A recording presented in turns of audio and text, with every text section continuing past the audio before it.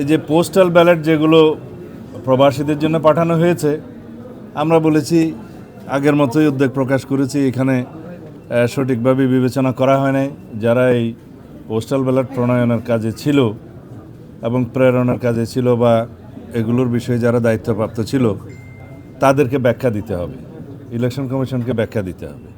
এবং এখন যে সমস্ত পোস্টাল ব্যালটগুলো আপনারা দেখছেন বিভিন্নভাবে সোশ্যাল মিডিয়াতে ভিডিও আকার আসছে, এক একটা বাসায় 200-300 করে ব্যালট পাওয়া যাচ্ছে, কোথাও কোথাও জব্দ করা হচ্ছে, কোথাও কোথাও এখনই ভোটিং শুরু হয়ে গেছে, যেটা 22 তারিখে হওয়ার কথা, এবং কোথাও কোথাও বলছে একজনের নাম্বার দিয়ে আরেকজনের পোস্টাল ব্যালট গ্রহণ করছে।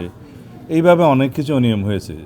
যেহেতু বাংলাদেশে প্রবাসীদের ভোটদানের এই নিয়মটা এই প্রথম এক্সারসাইজ হচ্ছে, এখানে কিছু ভুলভ্রান্তি থাকতে পারতো, তবে যে ভুলভ্রান্তিটা হচ্ছে এখানে আমরা ভিক্টিমাইজড, আমরা ক্ষতিগ্রস্ত হচ্ছি এবং একটি নির্দিষ্ট রাজনৈতিক দলের পক্ষে হয়ে কিছু কিছু এখানে কাজ হয়েছে বলে আমাদের ধারণা, এবং সেটা প্রকাশিত হয়েছে। আসলে ধারণাও নয়, সেটা প্রমাণিত হচ্ছে। তা এখন আমরা বলেছি এই বিষয়ে আপনাদেরকে পরিষ্কার ব্যাখ্যা দিতে হবে। এই প্রবাসীদের কাছে যে সমস্ত ব্যালট পাঠানো হয়েছে, কীভাবে পাঠানো হয়েছে, তারা কীভাবে ভোট দিবে, ওখানে কিভাবে স্ক্যান করবে, আর এক জায়গায় যদি 200-300 ব্যালট পাওয়া যায় সেক্ষেত্রে কী ব্যাখ্যা দিবেন, পররাষ্ট্র মন্ত্রণালয় কী ব্যবস্থা নেবে, এই সমস্ত বিষয়ে আমরা আলাপ করেছি।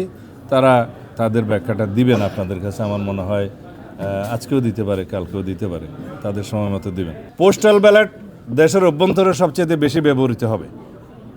সেজন্য আমরা বলেছি যে সমস্ত নির্বাচনী এলাকায় যে কজন প্রার্থী থাকে তাদেরই তো মার্কা দিয়ে নাম দিয়ে ব্যালট হয়, সেই একই ব্যালট যেন সংশ্লিষ্ট নির্বাচনী এলাকার পোস্টাল ব্যালট হিসেবে ব্যবহার করা হয়।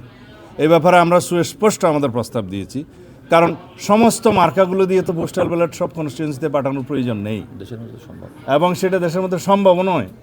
আমরা প্রত্যেকটি নির্বাচনী এলাকার ক্ষেত্রে সংশ্লিষ্ট সকল প্রার্থী যারা থাকবেন তাদের নাম এবং মার্কা সহকারে যেটা ইউজুয়াল সাধারণ ব্যালট হবে, সেই একই ব্যালট প্রত্যেকটা নির্বাচনী এলাকার পোস্টাল ব্যালটের ক্ষেত্রে ব্যবহারের জন্য আমাদের একদম স্পষ্ট প্রস্তাব আমরা দিয়ে গেছি। আশা করি সেটা তারা গ্রহণ করবেন, যেহেতু এটা যৌক্তিক।